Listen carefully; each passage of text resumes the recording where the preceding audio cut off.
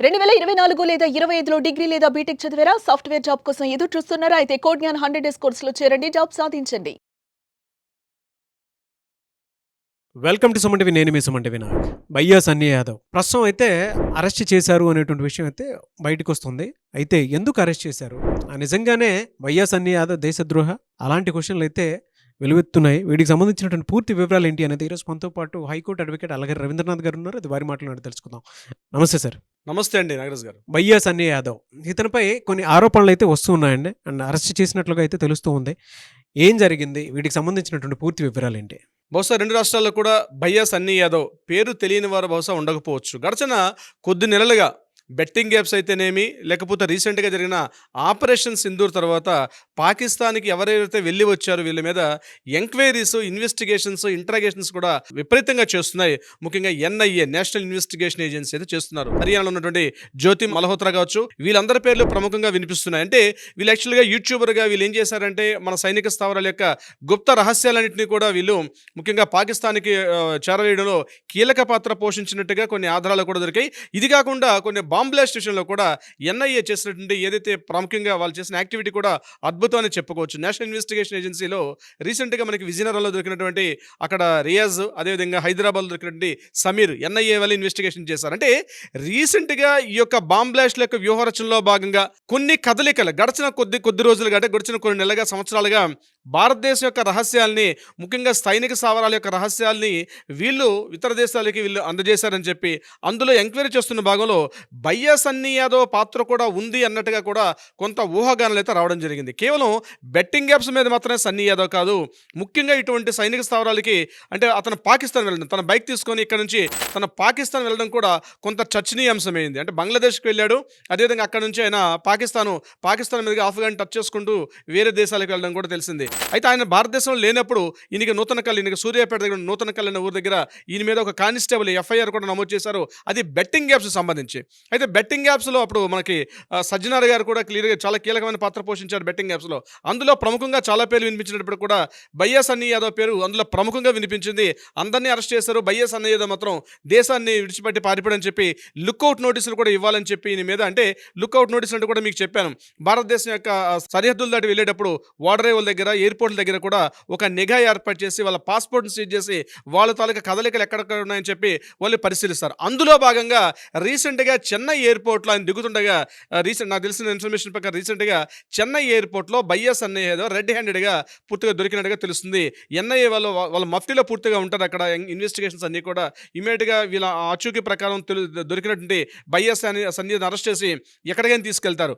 మామూలుగా మనం కోర్టులు చట్టాలు మాట్లాడుకునేటప్పుడు ఏ కోర్టులో ఉన్నారు, ఎక్కడ వీరికి 24/7 హేబియస్ కార్పస్ రిట్ కాబట్టి ఏ పోలీస్ స్టేషన్లో ఎంక్వైరీ చేస్తారు, ఇలాంటివన్నీ సాధారణ ప్రజానికానికి ఉంటే తప్పించి ముఖ్యంగా భారతదేశ కీలకమైన రహస్యాలని వేరే చోటుకి చేరవేసే చోట టెర్రరిస్టుల యొక్క ముఠాలు, ముఖ్యంగా ఈ యొక్క ఐఎస్ఎస్ టెర్రరిస్టులు కావచ్చు, లేకపోతే ఈ బిన్ లాడెన్స్ తాలూకా సహచరులు ఉంటుంది, మనం అనుకున్నప్పుడు ఈ జిహాదీ ముస్లిమ్స్, ఇట్లాంటి వీళ్ళందరినీ కూడా వీళ్ళకి మానవ హక్కుల ఉల్లంఘన ఇలాంటివన్నీ మాట్లాడుకోవడానికి కుదరదు. అటువంటి జాబితాలో ఈయన అరెస్ట్ చేసినట్టుగా తెలిసిందని తప్పించి ఈయన అరెస్ట్ ఎక్కడ పెట్టారు, ఏ మూల ఈయనకి ఎంక్వైరీ చేస్తున్నారు, ఇన్వెస్టిగేషన్స్ ఎక్కడ అవుతున్నాయి, ఇంట్రాగేషన్స్ ఎక్కడ జరుగుతున్నాయి అని చెప్పి అది బయటకు తెలియపరిచే అవకాశం ఉండదు. మన మీడియాలో కూడా ఎక్కువగా మాట్లాడుకోవడం కూడా కొంత రిస్క్తో కూడుకున్నట్టుగా ఉంటుంది దీని మీద. బహుశా ఎందుకంటే కామన్ పోలీసులు ఏం చేస్తారంటే ఏ స్టేషన్ ఉందండి ఇమ్మీడియట్గా 24 అవర్స్ తెలియాలి. కానీ భారతదేశం యొక్క అంతర్గత రక్షణ వ్యవహారాలు వీళ్ళు బైకుల మీద జర్నీలు చేసుకుంటూ కొన్ని కీలకమైన స్థావరాల్లో అక్కడ ఫోటోలు తీసుకుంటూ నేను పలానా చోట ఉన్నాను, నేను పలానా చోట అని చెప్పి ఒక ట్రావెల్ లాగా ఒక ఇన్వెస్టిగేషన్ ఇచ్చే ప్రయత్నంలో భాగంగా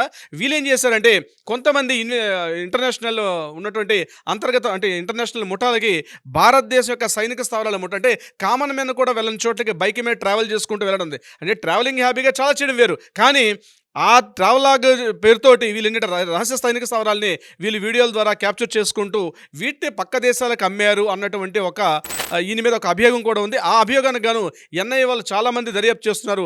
మనకి భయ్యా సన్నీ యాదవ్ కాబట్టి తెలుస్తున్నాడు, కానీ ఈ యొక్క ట్రాప్లో చాలామంది ఉన్నారు.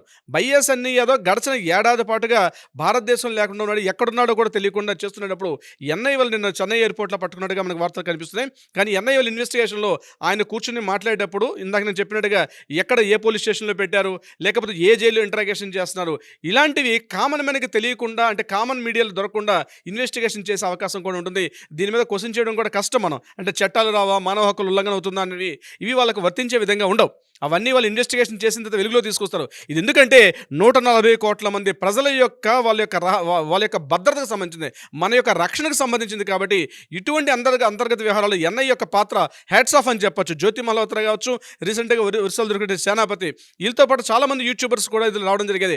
తీగలాగితే డొంకంత దొరికినట్టుగా ఒక లింక్ కుదిరితే వేరే ఎక్కడెక్కడెక్కడో లింకులు దొరకడం అనేది. ఎక్కడో కాకపోతే విజయనగరం లాంటి ఒక మారుమూల ఒక జిల్లాలో, అంటే మనం చెప్పాలని ఉత్తరాంధ్ర అంటే లోపల అనుకుంటాం, అటువంటి జిల్లాల్లో ఒక ముఖ్యంగా ఒక ఉగ్రవాద కార్యకలాపాలు చేస్తూ బాంబ్ బ్లాస్ట్కి పక్కాగా ప్లాన్ చేసినటువంటి వ్యక్తుల్ని రెడ్ హ్యాండ్గా పట్టుకున్నారు. ఆ రోజు పట్టుకోకపోతే ఎంత పెద్ద విస్ఫోటనం జరిగిందో మనకు కూడా తెలుసు. బహుశా సన్నీ యాదవ్ మీద కూడా ఎన్ఐ ఇన్వెస్టిగేషన్లో ఇలాంటి కీలకమైనటువంటి ఒక ఆరోపణలు అయితే భయంకరంగా ఉన్నట్టుగా కనిపిస్తుంది. ఆయన అరెస్ట్ చేశారు, తీసుకెళ్లే బహుశా ఇన్వెస్టిగేషన్ చేస్తారు. కొద్ది రోజుల్లోనే ఆయన మీద దొరికే అవకాశం ఉంటుంది. ఎందుకంటే ఆయన ప్రమోట్ చేసిన బెట్టింగ్ యాప్స్ కూడా అది భారతదేశానికి సంబంధించిన బెట్టింగ్ యాప్స్ కాదు. అది పూర్తిగా Saudi Arabia, Riyadh, Oman, Jeddah ఇట్లాంటి ముస్లిం కంట్రీస్ మీద ఉన్నటువంటి పనిచేస్తూ దీని బ్యాక్ ఎండ్ చాలా పెద్ద ముఠా పనిచేస్తుంది. ముఖ్యంగా కొలంబియా, చైనా లాంటి ఒక ట్రయాంగిల్ అంటారు. కొలంబియా, చైనా అండ్ వియత్నాం ఈ ప్రాంతాలను కలిపి ఒక ట్రయాంగిల్, ఒక బోర్డు అంటారు. అక్కడ ఉన్నటువంటి కార్యకలాపాలు ఓ పెద్ద మాఫియా నడుస్తూ ఉంటుంది. వాళ్ళు ఏర్పాటు చేసినటువంటి బెట్టింగ్ యాప్స్ని ఈయన ఇక్కడ ప్రమోట్ చేయడం కూడా కొంత చర్చనీయాంశమైంది. తర్వాత వేరే కారణాలతో దాన్ని కంట్రోల్ చేశారు. కానీ వాటిని ప్రమోట్ చేయడంలో ఈయన పాత్ర పోషించడం, అట్ ద సేమ్ టైం ఈయన బైక్ మీద పాకిస్తాన్కి వెళ్ళిన తప్పు అంటే బైక్ మీద పాకిస్తాన్ తప్పు కాకపోవచ్చు, కానీ ఆయన వెళ్ళినటువంటి ఆయన ట్రావెల్ చేసినటువంటి జర్నీ ఏదైతే ఉందో, ముఖ్యంగా పంజాబ్, రాజస్థాన్, హర్యానా, గుజరాత్ ఈ యొక్క సరిహద్దు ప్రాంతాన్ని టచ్ చేసుకుంటూ ఆయన కరాచీ ద్వారా, వార్దా ద్వారా ఆయన పూర్తిగా పాకిస్తాన్కి వెళ్ళినట్టుగా తెలుస్తోంది. సో ఇదంతా ఆయన ట్రావెలింగ్ జర్నీ మొత్తం చూసి ఆయన ఎక్కడెక్కడ రిలీజ్ చేసిన వీడియో క్లిప్స్ అని చూస్తుంటే ఎన్ఐఏ వాళ్ళకి అనుమానం రావడం, మనకు దొరికిన ఇన్ఫర్మేషన్ చాలా తక్కువగానే వాళ్ళ దగ్గర పక్కా ఇన్ఫర్మేషన్ ఉంటుంది. ఒక సాలిడ్ ఇన్వెస్టిగేషన్ చేస్తారు వాళ్ళు కూడా. ఆ ఇన్ఫర్మేషన్ తీసుకొని వాళ్ళు ఎంక్వైరీ చేశారు. మఫ్టీలో ఆయన అరెస్ట్ చేసినట్టుగా తెలుస్తుంది. తొందరలోనే మరికొన్ని కీలకమైన విషయాలు కూడా బయ్యా సన్నీ యాదవ్ మీద కూడా మనకు వెలుగులోకి వచ్చే అవకాశం ఉంటుంది. నాగరాజు గారు, దేశద్రోహం గనక ఫలానా వ్యక్తి ఇలా చేశారని చెప్పేసానంటే ఏ విధంగా ఉంటుందండి ఫర్దర్గా వాళ్ళపై? ఫస్ట్ ఆఫ్ ఏంటంటే దేశద్రోహం కేసులు కానీ అభియోగం చేసినప్పుడు వాళ్ళ గురించి ఆ యొక్క మా సుప్రీంకోర్టులో చేసే ఇంట్రాగేషన్స్ కానీ ఇన్వెస్టిగేషన్స్ కూడా అవి మీడియాలో కూడా రావు. నాగరాజు గారు, చాలామంది ఉగ్రవాదులను చేసేటప్పుడు అవి మీడియాలోకి పంపించకూడదు. అవన్నీ సెన్సార్ అయి వస్తాయి. ఇన్ఫర్మేషన్ బ్రాడ్కాస్టింగ్ అని మనకు ఒక శాఖ ఉంటుంది. ఆ ఇన్ఫర్మేషన్ బ్రాడ్కాస్టింగ్ శాఖలో పీటీఐ ద్వారా వీటిని పూర్తిగా ఈ టెలికాస్ట్ చేయడం కానీ, లేకపోతే ఆ న్యూస్ను బయటకు వెళ్ళడం కూడా అంతర్గత భద్రతా వ్యవహారాల వల్ల వీళ్ళ ఇన్ఫర్మేషన్ కూడా మనకు బయట దొరికే అవకాశం కూడా ఉండదు. బయట ఊహాగానాలు తప్పించి నిజంగా దొరకడం, దేశద్రోహం ఒకసారి నమోదైతే మాత్రం తీవ్రమైన శిక్షలు ఉంటాయి. అవి చాలా కఠినంగా ఉండే అవకాశాలు కూడా ఉంటాయి. Nagaraju garu, anyways thank you అండి. Thank you so much Ravindranath garu. ఏదే ఉన్నా సరే ఇటువంటి ఫర్దర్గా జరగకుండా ఉండాలనే కోరుకోవాలి మనం, దేశ భద్రత కోసం అని చెప్పి ఈ ట్రాప్స్లో పడే వాళ్ళకి ఒకటే ఉంటుంది, ఆకాశానికి నిచ్చిలేయడం కరెక్టే కానీ ఆ నిచ్చెన వేసిన ఆకాశానికి పైన శూన్యం ఉంటుందని తెలుసుకోకపోవడం వీళ్ళు చేసిన అవివేకం అండి. నాగరాజు గారు, సుమన్ టీవీలో మీ పర్సనల్ అండ్ బిజినెస్ ప్రమోషన్స్ కోసం కింది నెంబర్కి కాంటాక్ట్ చేయండి.